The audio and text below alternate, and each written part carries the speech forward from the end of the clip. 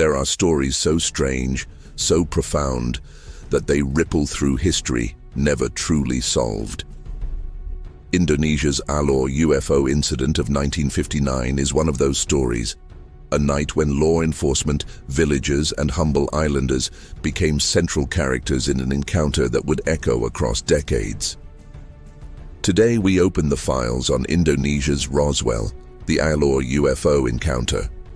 Get ready for witness reports, government files, local law, scientific theories, and the enduring question, what really happened that night? Alor is a windswept island cloaked in dense forest and ringed by restless seas. In the 1950s, life was simple. Electricity was scarce, and most transportation was by foot or bicycle. The people depended on what the land and sea provided, united by tradition, spirituality, and close community ties. But beneath this quiet surface, the world was changing fast. Indonesia was forging its post-colonial identity, and sometimes warplanes soared overhead, a distant reminder of the Cold War. No one on Alor expected anything out of the ordinary. No one expected to witness something history would never forget. Late one night in 1959, a series of strange lights were reported in the skies above the small village of Kalabahi, Alor's main town. At first, villagers thought it might be an aircraft, but as the object descended, its movements did not resemble any human technology. Chief Alwi Alnadad, then head of the local police, was called to respond. The official report states that the craft hovered silently above the jungle canopy. It was bright, disc-shaped, emitting an eerie red and white glow, silent yet magnetic. Local law enforcement, carrying only old rifles, advanced bravely. Some described a sense of being watched by something or someone aboard the craft. No other Indonesian UFO case is as dramatic as Alor.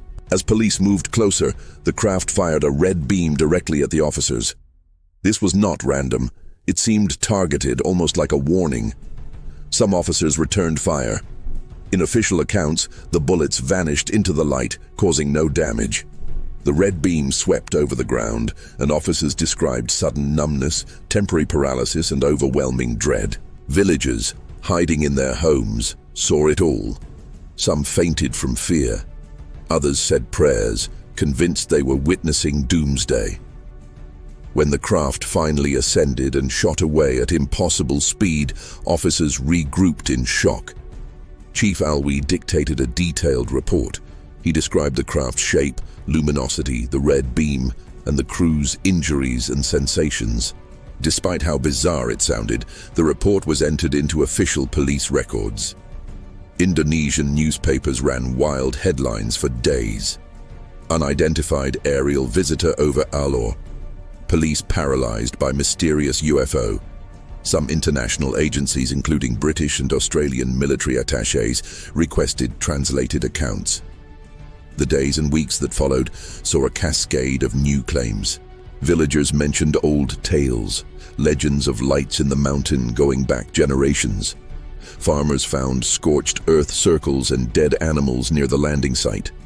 School children described seeing small creatures near the jungle, though frightened parents quickly hushed them. Fishermen spoke of underwater lights and strange columns of bubbles surfacing from the deep sea. Alor was changed. Fear mixed with curiosity as UFO waves swept the island. Similar lights were later spotted on nearby Pantar and West Timor. Indonesian scientists struggled for an answer.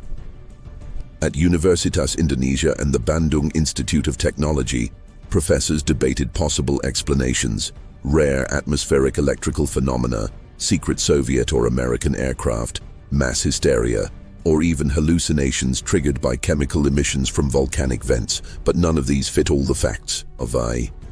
The red energy beam's targeted use, the physiological after effects, and the consistent multi-witness reports were impossible to dismiss. Skeptics still argued that no physical trace, no metal fragments, no radiation, no photos was ever produced. As years passed, the case was picked up by regional Indonesian UFO researchers and later by international organizations like MUFON. Dozens of interviews were conducted with survivors, some of whom had never spoken in public. The testimonies matched. Something alien came to Alor.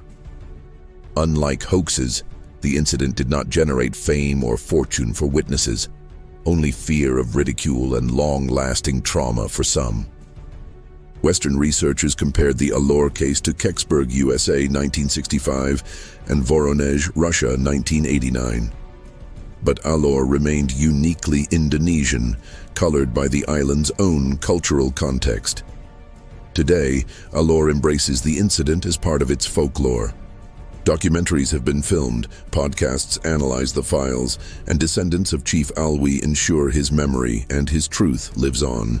Each year, UFO Night is quietly remembered, especially among elders.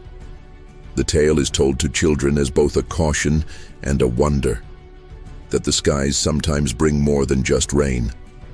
Alor's tourism has even benefited from renewed interest, welcoming curious visitors and mystery enthusiasts alike. Recently, with renewed global attention on UAP's unidentified aerial phenomena and government disclosures in the United States and Europe, interest in Alor's case is once again rising. Indonesian journalists and researchers call for the original police reports to be preserved and digitized. Some former officials openly propose the government revisit the case, if only for historical accuracy and cultural preservation.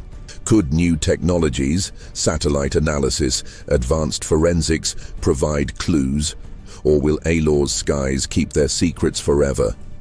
So, what really happened on Alor in 1959? Was it an encounter with extraterrestrials, a Cold War experiment gone awry, paranormal phenomena, or a shared hallucination? Or is it perhaps something we have yet to understand? One thing is certain: the islanders of Alor believe what they saw. And as more witnesses retell their stories, the Alor UFO case remains an open file, an enigma that binds science, folklore, and the universal search for truth. This is Vertex Files. If you seek the unknown, subscribe and stay curious. Let us know your theories in the comments, because Indonesia's greatest UFO mystery is far from solved.